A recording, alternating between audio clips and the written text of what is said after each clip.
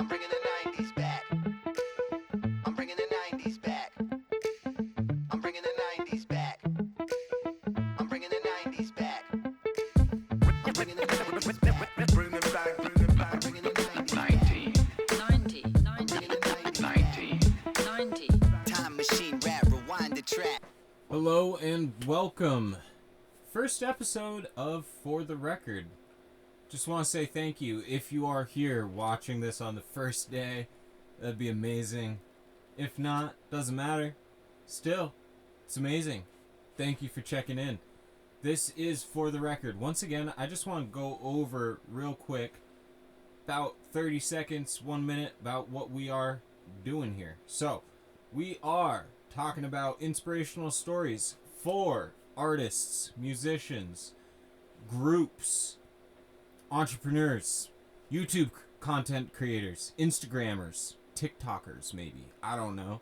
We'll see where we go. Anyway, that's really it. Just inspirational stories. I'm here to share something good with you and hopefully leave you with something good to feel. Maybe you find some new music to listen to. Maybe you find a new artist that you like. Doesn't matter. Hopefully I am able to share something with you, and that's really all that matters to me. I want to be able to bring some sort of value into your life. That's why I'm here.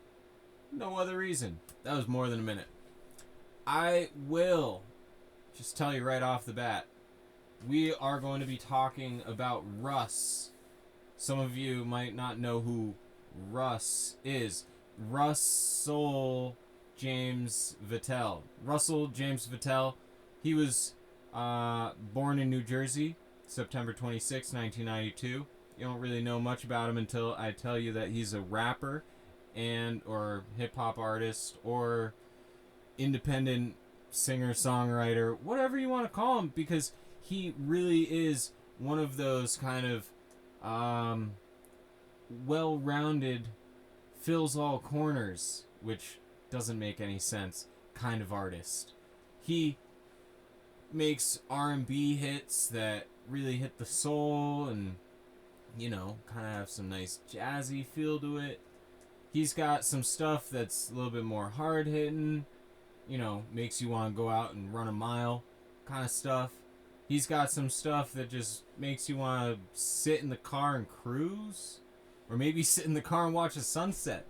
I don't know. There's all sorts of vibes that he puts off with his music, and it's just amazing. I just want to tell you, Russ is probably one of the main reasons why this podcast is even going to exist, because he's, well, not directly involved with it, other than the fact that he has been in my head since I was like 18. I've been listening to him since he was on SoundCloud with like 1,000 views or 1,000 listens on his songs. And I remember the first time that I saw one of his songs, one of his projects hit 10,000. And I was like, man, this guy's actually, he's going somewhere finally. Like, I've been listening to him for a while, and he hit 10,000, and I can see the growth now. And I remember being like 19 and being like, man, Russ is going to be the next top hottest artist by like 2015, 2020 maybe. Russ and his story is pretty interesting. Like I said, he was born in New Jersey. He lived in the Carolinas for a little bit, and then he moved to Atlanta. And in Atlanta, he started using his notebook and writing down raps. And little did the people around him know that, you know, the guy that was producing the beats for them was going to be the one who actually became the hottest rapper out of all of them. Now, it's crazy because Russ, in many interviews, talks about that specific moment and the fact that the people he was around, he thought were talented. He thought, these people are better than me and whatever, but some of them gave up, and that gave him hope because he realized that, man, this might be easier than he thinks. Like, if everyone's overthinking it and bailing on it, maybe it's just as simple as putting the pen to the paper and then getting up in front of a mic and saying something with some confidence. And that is something that, rap has. It's braggadocious. It's, a little bit ego driven sometimes and stuff. A lot of people will criticize Russ and say that he's extremely arrogant or extremely egotistical or egocentric.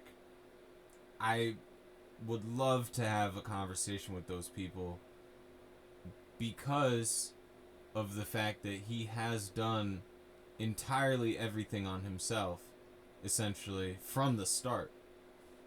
His career didn't really even start. Like I said, I watched him grow from thousands of views to hundreds of thousands of views to millions of views into getting platinum and gold records.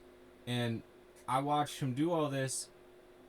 Little did I know he was only 2 years older than me. Like, literally, my birthday is October 11th, 1994, and his is September 26th, 92. Like, when I found that out, I was like, man, I gotta get off my ass. Like, I have notebooks filled with raps that I'm probably never gonna produce. No, I will not release them because they suck. But he kept getting better. He was competitive. He always was competitive. With his father, with his brother, with his friends.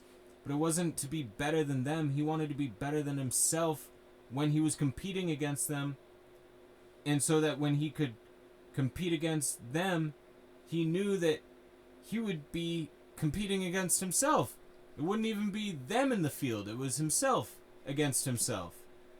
And I think that's just something that's like, maybe that's like egocentric, but I really, really think that that is like the number one thing that humans don't work on, is being better versions of themselves every day. It's so important. It's beautiful. It's literally insane the way that this guy has continued to work on bettering himself, specifically with music, but I'm sure in many other ways.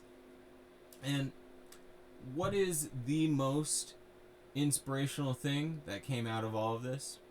The fact that he owns 100% of almost everything that he's ever created. He did end up signing on to Columbia Records to get a record deal, but that wasn't to make his career legit.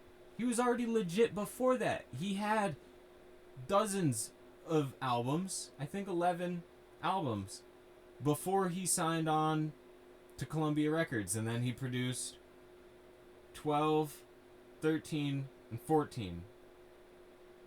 I think, and maybe 15, sorry. And, it's just crazy, because I don't know of any other musician who has ever done anything like this. It's just incredible what he has done by himself, and he owns his label, and he owns his brand, and he's got, a cannabis grow, on the second hand. That's like a whole nother entrepreneurial sort of level that he's going at. But beyond that, it all started with ownership. He owns everything that he produces. He owns everything that he raps. And while he was signed to Columbia Records, he was able to keep ownership as well of the royalties that were coming in off of the other songs that were released before the record deal. A lot of musicians, when they take the record deal, they end up giving up things that they created before the record deal as part of the deal. Giving 30% royalties on a song that was released 5 years before they ever got that record deal. Why would that... Why? That doesn't make sense. If you're the original artist and the record label hasn't gotten involved with you for 5 years, from the creation of a song, why should they have any vision of what you're profiting? They shouldn't have the scent. They shouldn't be able to see it. they shouldn't be able to touch it. They shouldn't be able to do anything with what you created before you got the label to sign you. That's just ridiculous. So it's amazing that he was able to negotiate these things because he knew his value to these companies. And he said, nah, that doesn't work for me. I'll just do it myself, which is literally one of his songs. And another one of his songs that really proves his belief in the power of manifestation is Money on Me, which it's talking about putting the bet on yourself, doubling down on your passion, doubling down on what you believe in. It doesn't matter what anyone else is going to do when it comes to you and your success, because it's up to you to get that success. Anyone can try and stand in your way, but it's up to you to try and maneuver around them. And if you don't do that, then your money is not on you. You're not betting on yourself. And so if you're not betting on yourself, why would anyone else? And it's just a crazy, like, it's, some of his songs are so simple as well. Like Manifest, that's one of my favorite songs, honestly. It always hits me just so differently than any of his other songs. It, like, I don't know how many times I've cried just thinking about what I want, because I'm listening to that song and I'm like, man, Russ knows that he's inspiring people. He's sending them in their own direction. And that's one thing that he also talks about all the time in interviews and stuff. He's always saying, you know, the time is now for whatever you want to do. Your dreams are not waiting for you. Like, your dream is going to still be that same dream tomorrow if you didn't take a step towards it today. And so if you're not moving towards something that you want to get to, you're not getting any closer, and it's not coming to you. So what are you doing? And it's so crazy, because beyond that, he starts talking about, you know, who he's inspired by, and it goes, you know, like Nipsey Hussle, Jay-Z, you know, like 50 Cent, Nas, you know, people like that. And I'm like, yeah, that makes sense. All of those people make sense. Why would he not want those people to be his leaders, the people that he follows down a path? They all spoke and still do speak. Bless Nipsey, of course, because we miss you, man. I mean, I feel like I was late to the party with Nipsey. Like, I knew I was listening to Nipsey maybe in 2011, 2012. Then he passed away, and I was like, man, that's crazy. I know that name. And I, like, got into, you know, all of what I missed for so many years. And it's crazy, because it's like, if I had been listening to Nipsey Hussle when I was just finding out about Russ, I'd probably be in a different place. And that's the power of, you know, some of these stories is, you know, these people, they move millions of lives because they're inspirational.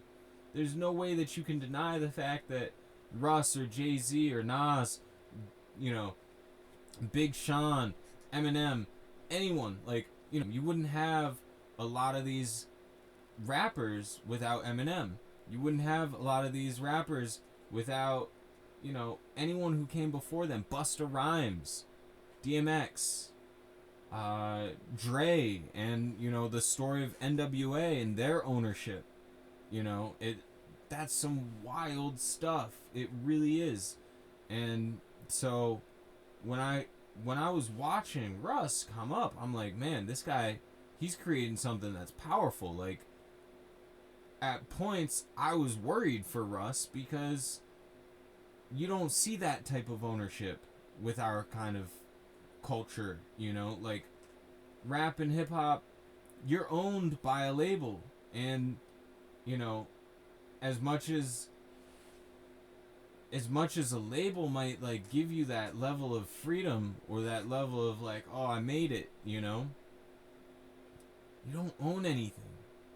Like, you've signed everything off to someone else who manages you and tells you what to do and tells you where to tour and tells you what to say in your raps even sometimes. And you've got someone else writing your raps. And you're not even able to convey what you're feeling to your fans. But then here's Russ. And Russ is like, you know, alright, I'm going to drop a song every week. Every time I drop a song, I'm going to put out the thumbnail to the song a day before and let people guess. And if they guess the title, I'm going to give them free merch and a ticket to the show in the future. You know, any show you want. And it's like, that's incredible. He's interacting with his fans on a level that no other musician, no other person has ever really done. Like, he's...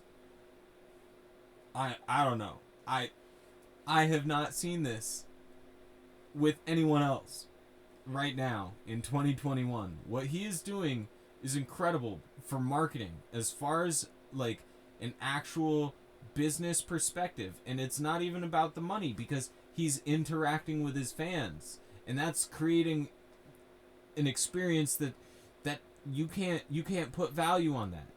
He's creating an experience for people to be able to maybe go to a concert that they never would have been able to afford, you know?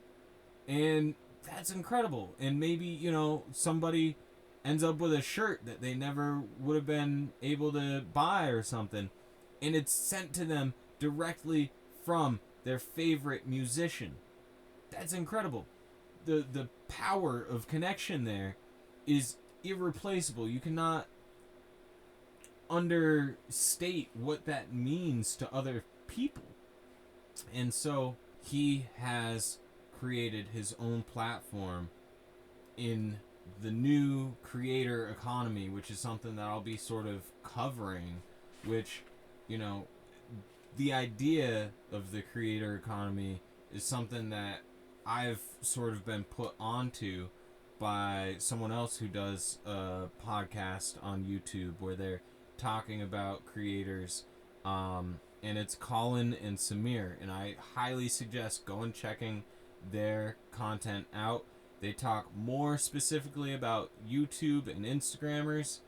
I will probably be talking more about artists and musicians, and possibly some people who do stuff on YouTube here and there, but mostly people who have found, you know, their niche in some sort of musical or artistic, you know. So it's crazy to think about, you know, the way that you can create something for yourself, especially the way that Russ has done it, and it doesn't matter what, you know, the boundaries have been in the past. He's created his own thing, and now it's, you know, at a place where he can hit up any musician he wants and probably get a feature. And I don't even know if I don't think he pays people for features. He mentioned that in an interview that he doesn't even like, it's not a bribe, it's because they want to work with him, and if they say no, well, that's fine. But he's not gonna like buy them to be on it. That's not something that he wants to do. And there's so many parts of his character that, you know, people will point out is like, this is, I don't know, that's arrogant, that's cocky. But he really has a reason to be kind of cocky because he has done something that nobody else has done. We're not even talking about the gold and platinum records that he's stacked up, which it's not one or two, it's like 10 or 12, but that's really it. You know, as far as his versatility goes as a musician and all of that, I think he is irreplaceable in the industry. He has created his own name. He's come up and created, before he even got signed by Columbia Records, he had like 87 songs, 11 mixtapes, and then he went and got platinum hits, and then he went and got signed, and then he went back to being independent, and, then he came out with a cannabis project, and so he's got his own cannabis company. It's like, this guy is unstoppable, and the way that he's done it is seriously, it's unmatched. Nobody else has done it off of SoundCloud straight to like, where he's at by himself, and he owns everything. It's incredible. Like, he's not just doing this for himself and his family. He's setting an example for any other musician coming into hip hop and coming into rap. Especially because he doesn't just do hip hop or rap. He also creates, like I said, other, kind of poppy or R&B kind of stuff, and people love it. And that's why I think that he's the perfect artist really for this first episode of For the Record, because he is one of a kind. He is someone who, I will always look up to, unless he does something really stupid. But I'll still look at the path that he took up to that moment where he did something stupid, and I'll say, damn, he did everything right up until then, and I'm still just gonna say he did everything right. There's nothing wrong in his path right now, and it's incredible. Like, yeah, he's got critics, but when you are successful, that's going to happen. That it doesn't matter to him. Like, if anything, that really just motivates him to just continue to be better every day, which is his competitive inner being. That's him. He just wants to be better. So, I really want to just say, thank you if you checked out this video and stayed the whole time. That's really insane. Maybe you're driving your car, maybe you're hanging out, watching the news in the morning, drinking coffee. Who knows? But I just want to say thank you for sitting down with me and listening. And hopefully you did find this inspiring. If you don't know who Russ is, I really do think that you should go check him out. Also, he has a really wonderful audiobook that was on YouTube the other day, probably still on YouTube. I'm not sure if it's bootlegged or if it's the legit copy and the people who posted it got permission to post it. Either way, there is a copy of Russ's audiobook, It's All in Your Head, which is the title, on YouTube, and the link to that audiobook will be down in the description, right down here. If you want to support him directly, go buy the book. It's honestly a really great book. The one thing that, when I was preparing to make this video, I was, listening to his audiobook, listening to different songs. This is what really motivated me, was he was talking about an experience with Ab Soul, who is also another one of my favorite musicians. Definitely going to be another episode in the future where I cover some of his incredible, parts of his story. Russ was talking about meeting Ab Soul and talking about, giving the rose to the people that you want to give your rose to, saying, hey, thank you for being inspirational and changing me, and doing whatever you did, talking into that microphone, or creating this platform for someone else to work off of, or taking those steps and leading a path that nobody else has taken, and showing other people that you could do it too, do whatever you want, all of those things. Give that person that rose, but put it on their table or put it in their hand and then walk away. that's going to be more impactful than, you know, sitting there and saying, oh man, I love that you did with this person, and I love that joint you did over there. Oh man, that one interview where you said this at the 5-minute time. Like, dude,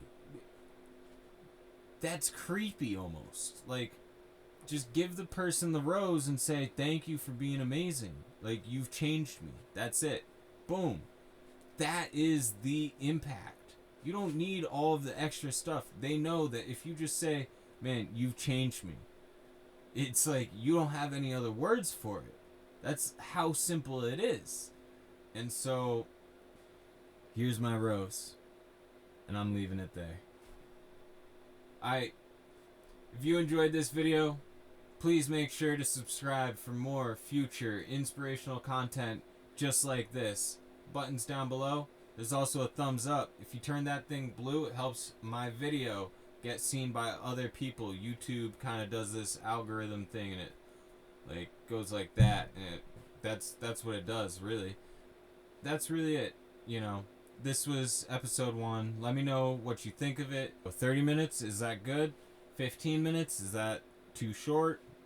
You know, let me know if you're driving and listening, if this is like a good format for you, or, you know, whatever. Leave a comment down below. Tell me your thoughts on this first episode, the inaugural For the Record, episode 1, talking about Russ. So, really, you know, that's it.